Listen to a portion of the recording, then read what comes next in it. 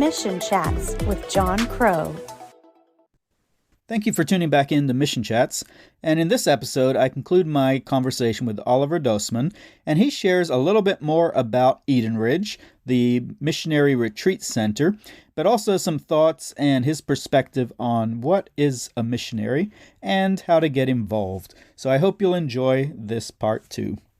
For our listeners who aren't familiar with the Edenridge site, would you just give a little bit of an overview of the buildings and kind of the property as it stands today? Sure. So we own 133 acres on the Cumberland Plateau. And we didn't know this when we purchased the property, but we found out very quickly afterwards that Cumberland County in Tennessee, who would have thought, is the actual center of the U.S. population. 71% of the U.S. population lives within 600 miles, as the crow flies, of Cumberland County, which is crazy to think about. Right.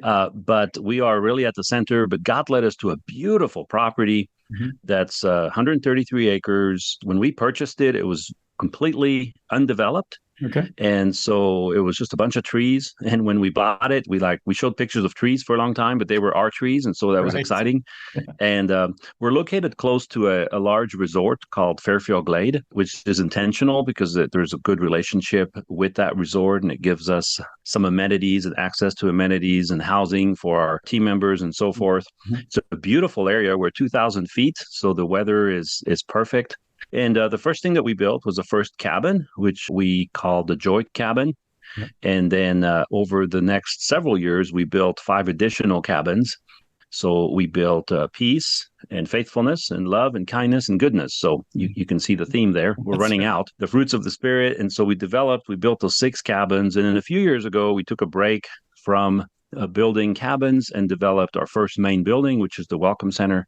It's also a meeting room, offices, supplies, housekeeping. It's really our main building. It's a beautiful setting. And then right behind it, we build World Missions Park, which has 3 waterfalls and a globe and a beautiful garden, kind of a park feel to it. Yeah. And now we're really focused on going back to building more cabins. Our capacity right now is 1,500 guests per year. So about 90%, 90% of our guests are missionaries. So about 1,500 missionary guests are coming through every year, Edenridge.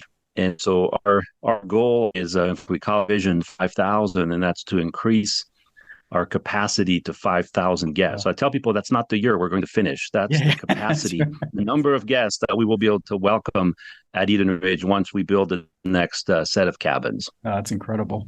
Very exciting. Yeah, and as I mentioned, my wife and I were able to benefit from that a few years ago. You didn't have that many cabins at that time, but it was a very peaceful setting and just a lovely getaway.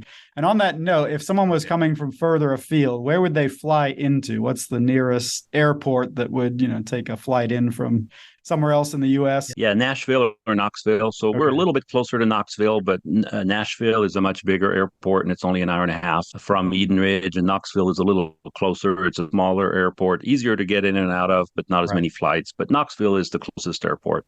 Fantastic. So something else I like to kind of pick the brains of my guests, as it were, is how you would describe missions. And of course, you've got a few different kind of seasons of life to draw from. But if you were going to tell someone what missions is about, how would you do that? Yeah, that's a great question. And I was thinking about that since I had a little bit of a cheat sheet there with some questions that you sent me or things that you were going to go over, and thinking about that. And, one of the things that impressed me the most when we arrived at HCJB in Ecuador when I was 13, so I was very impressionable. I had just learned English. We arrived in Ecuador. And what surprised me, because I had never really thought of it, is that missions can be in any field. There are obviously the frontline missionaries, as we might call them, those that are out there living in the jungle, translating the Bible, or planting a church out in some remote area, or living in some big city and leading Bible studies. And those are all wonderful things. That's the front line, right? And that's what we think about when we think of missionaries. And obviously that's very important, but there are so many fields that support that, whether it's the car mechanic or the accountant or the flight engineer or the pilot or the HR manager or whatever it is. It's limitless. Essentially, missions can be anything that anyone, if you have a field that you're good at, let's say you're a good accountant, then there are needs for accountants in missions, and you can be a missionary and be an accountant. And so that always impressed me, the fact that when we arrived in Ecuador, and of course, HCJB was probably more so of a capital intensive type ministry because of radio. And so there's a lot of engineers and technicians and so forth. But it's really true in any field, any organization out there that has missionaries. There's a lot of needs for support missionaries as well as the frontline missionaries. Definitely. Yeah.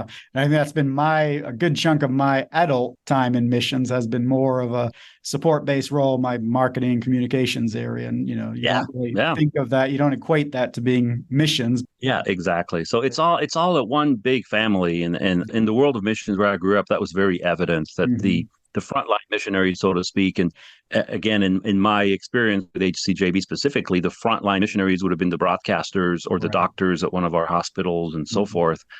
But there's really no differentiation between that and the guy that's fixing the cars, because that's important too. And what he does is supporting the cars of the ministry that go out there and do ministry. So everyone is a part of the whole. And that's what I love about missions. Yeah.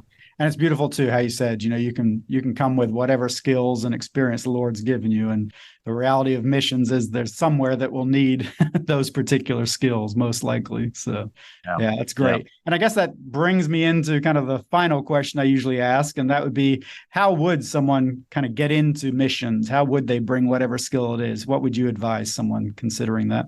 Yeah, it's really a follow on to the last question in a sense, because for someone who's listening right now thinking, well, I want to be involved in missions, maybe it doesn't have to be a frontline mission type career, but it could be in a support role. Right. It could be full time. It could be part time. It could be going on a mission trip to start with and having an impact on a short term basis, and then maybe moving to an organization or to a career as a missionary as a career. Yeah. And there's so many needs around the world. It's incredible. I'm on the board of several organizations, 5 missionary organizations, and every one of them needs people. Yeah, that's what they're needing. Exactly. Money. Sure, they need money. Yeah, but they need money because they need to have people. The two really go hand in hand. And I would also add that not everyone is called to be a career missionary. We're all missionaries ourselves in our communities, in our towns, and that's obvious. But it's worth saying that we are all missionaries. And for some of us, if there could be people out there that God's not calling them to be a career missionary, but maybe they have resources, financial resources, where they can be involved in supporting missionaries. Yeah. Because if everyone was a missionary out there raising the support, if everyone was doing that, there'd be no one to support them. Exactly. And so there's a need out there for individuals that God has blessed with resources to be involved in missions in a support role of making that possible. And part of that could be financial. Yeah, for sure. Well, that's great insight, I think, for our listeners, especially those who may be considering how they themselves could get involved. So thank you. Now, how would someone find out a bit more about Edenridge? Thinking of those who might be listening who are missionaries themselves and maybe like many missionaries, as you kind of noted with your parents, a little worn out, needing a break. How would they go about spending some time at Edenridge? Well, I mentioned earlier that I own a website design company, so I'd like to think that we have a good website, and so I can tell you who built it. But really, the best place to go would be our website. Everything is there: photos, information, the vision, all the reservation system is all automated and online. So the web address is edenridge.org. And anyone can go there anytime, of course, thanks to the wonder of the internet and the World Wide Web, and get information. But everything really is focused on our website, and that's where we point everybody, edenridge.org. Perfect. And you're open year round? Yes, we are. We're open year round. We are full almost year round. Right. A couple of months in the winter are a little bit slower, but we essentially are quite full, and which is a blessing. And that's why we know and sense God's guidance in building more cabins, right? So that we can increase our capacity. We also have a partner ministry called Shekinah Ranch, which is near Winter Park, Colorado. That ministry has 1 cabin with an occupancy of 2. It is a beautiful, beautiful setting, beautiful cabin, and a beautiful property. That is shekinahranch.org, or it's a little harder to spell, so you can go to edenridge.org and click on Shekinah Ranch. That'll get you to the same place. Right. But that's our partner ministry out in Colorado. Wonderful. Yeah, I noticed that was I think a newer addition than when I'd been on there. It is. Before, so yes. That's great. I love to see that partnership happening. Yeah, well, thank you, Oliver. This has been a wonderful time just to get to know you a little bit more, but also to hear a little more about the origins of Edenridge and how the Lord brought that to be. I'd never heard the story of, kind of that connection back in the college days, which was the the birth of the idea. So that's really fantastic to hear that. And yeah, from Well, myself, thank you, on John. behalf of myself, but also I'm sure speaking for many around the globe, thank you so much for pursuing that vision and trusting God to bring it about. I know that what you're offering is much needed and just a wonderful resource for missionaries and others too, I know, but yeah, specifically for missionaries. So thank you. You're welcome. Thank you so much, John. It was a privilege to talk to you today. Wonderful. Well, likewise, and God bless you as you continue on. Well, thank you again for tuning into Mission Chats, and I hope you've enjoyed this conversation with Oliver as he shared just a different way of being involved in the Christian mission world through his retreat center. So with that, till next time, God bless. Find us online at missionchats.com